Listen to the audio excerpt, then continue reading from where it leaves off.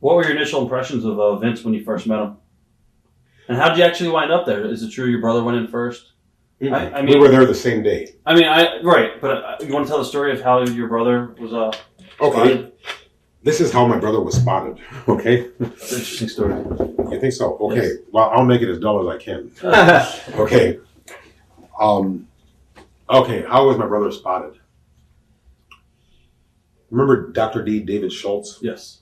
Well, he slapped John Stossel in 2020 and blah, blah, blah, got himself in all kinds of trouble, got himself fired, okay, from WWF. And then he goes to Memphis, and they team him up with the #1 heel, which is the Macho Man Randy Savage. And they make an interview together and have a match and make an interview. And in the interview, Dr. D. David Schultz vents. He does a shoot interview against Hulk Hogan, Vince McMahon, the WWF. He's knocking everybody. Bam, bam, bam, bam, bam. So evidently, I wasn't in on it, but Vince catches wind of it. Okay? And he wants to see the tape. So through his connections, he goes to Channel 5 in Memphis, or has the tape, boom, or maybe Jimmy Hart helped, I think.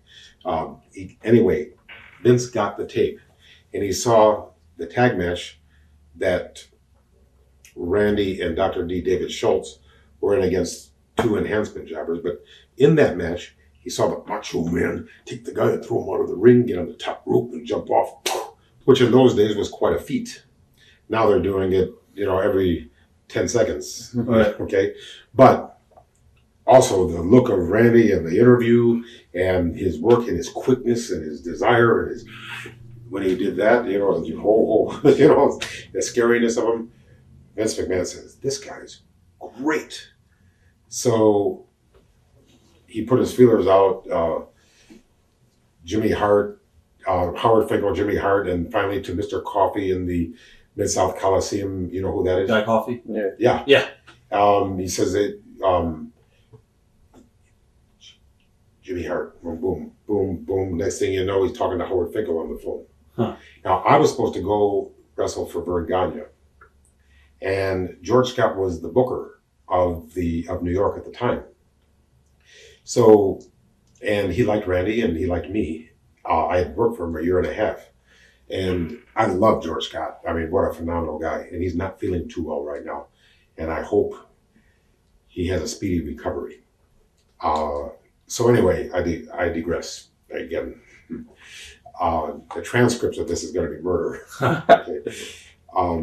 So what happens is, several phone calls later, he's on the phone with George Scott. And I'm right next to him because we're at a payphone. This is before they had cellular phones. Okay, this is 1985.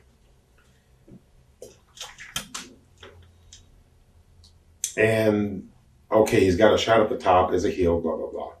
He says, but what about my brother? Because he's going for Vernon. They'll just eat him alive if I go to New York. And they would have too. Plus I would have frozen my ass again. So he says, George Scott says, and I'm standing right next to my brother. He said, well, we don't have any room on top. Well, how about in the middle?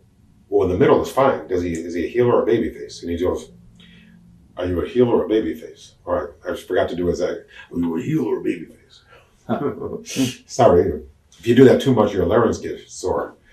And I said, eeny, meeny, miny, moe, okay, I'm a baby face because I didn't want to do my gimmick and have everybody, up in arms again. Right. So I go into, I right there, I became a baby face in the middle. And then while George Scott was the booker, I was very well handled. He had me doing really well. No jobs except for Terry Funk and people like that. And then, which I loved doing because I love Terry Funk. And he had me, winning matches and this and that. I was on a roll. Then something happened. George Scott lost his job after about 6 months or stepped down or whatever happened. I never got the answer. And then, of course, I was the doormat for the WWF. I was getting beaten by everybody, and I stuck it out, toughed it out, and then until I became the genius. So, and I kept my eye on the prize. I was there for the money. I concentrated on the money. Right.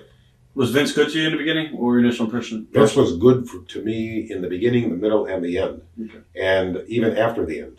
Now, you were one of the first guys ever doing a moonsault, I believe, in the U.S. And I have credit for that. yeah, I actually was not the first person. I was the first guy to steal the moonsault from Tiger Mask. okay, I saw a match that was done in Madison Square Garden, so that eliminates the theory that I was the first guy to do it in the U.S. right, I saw a match, Tiger Mask against the Dynamite Kid. And I must say that Dynamite Kid, let me just say about him, that Chris Benoit stole a lot of his stuff, and he said that was his hero, that was his god, and this and that. Well, by the time, the match that I saw with Tiger Mask, then when I got to New York in '85, Dynamite Kid had already digressed from that point because he was a physical cripple. right. Okay? And I might say that Chris Benoit, he may have tried to copy Dynamite Kid, but I am sure that he has surpassed him, even in the early days. Because, I mean, that's quite a physical style he's working. And I can't prove this because there's two words, objective and subjective. Okay, diving is objective. I'm sorry, diving is subjective. The judge doesn't like you, you lose. Okay? But swimming is objective. The best man always wins, or the best woman. Whoever touches the thing first, and they can take it by a millionth of a second. So in other words, wrestling is all a matter of opinion. And Ole Anderson has his, I have mine. It is my opinion that Dynamite Kid was one of the greatest things I've ever seen in my life. And it's also my opinion that Benoit is even better. He's taken his hero and surpassed his hero. Now, maybe somebody doesn't agree with that. That's the way I see it.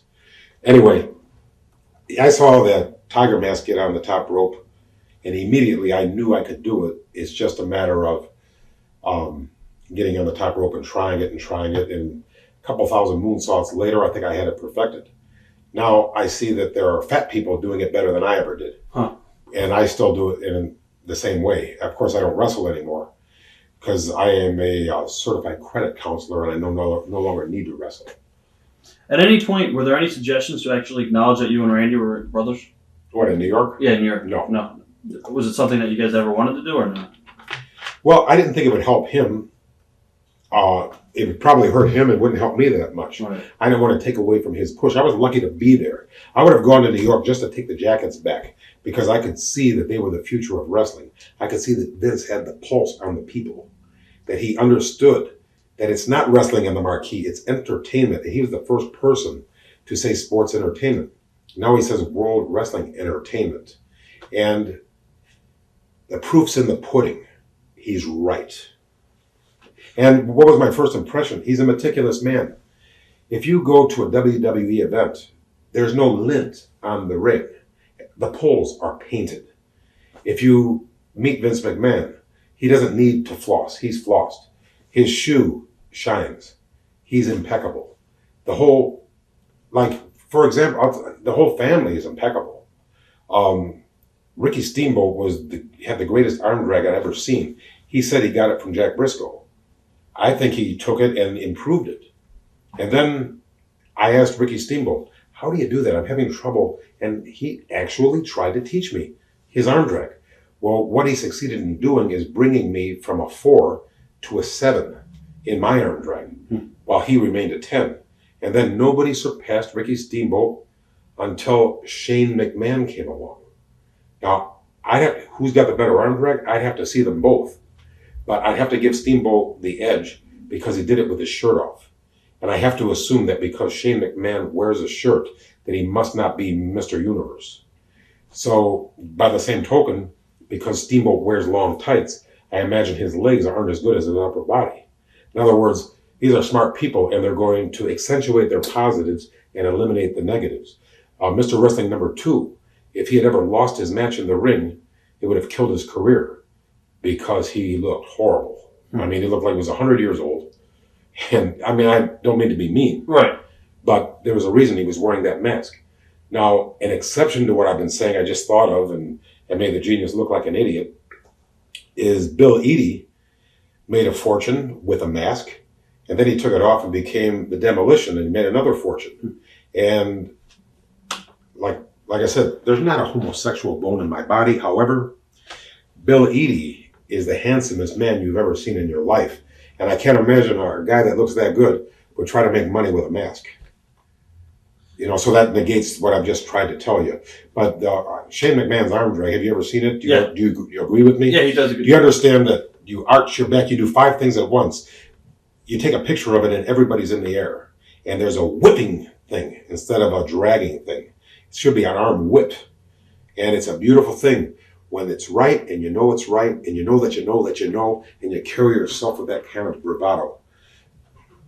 So my moonsault is like second rate compared to the other people that have improved it. And even fat people can do it. And then they're doing 1.5 twister gainer, boom, boom, boom, you know. That's crazy now. It's crazy now. I mean, when I did it, everybody said I was crazy. But it was nothing for me because I knew I could do it. Watch thousands of exclusive shoot interviews right now on TitleMatchNetwork.com.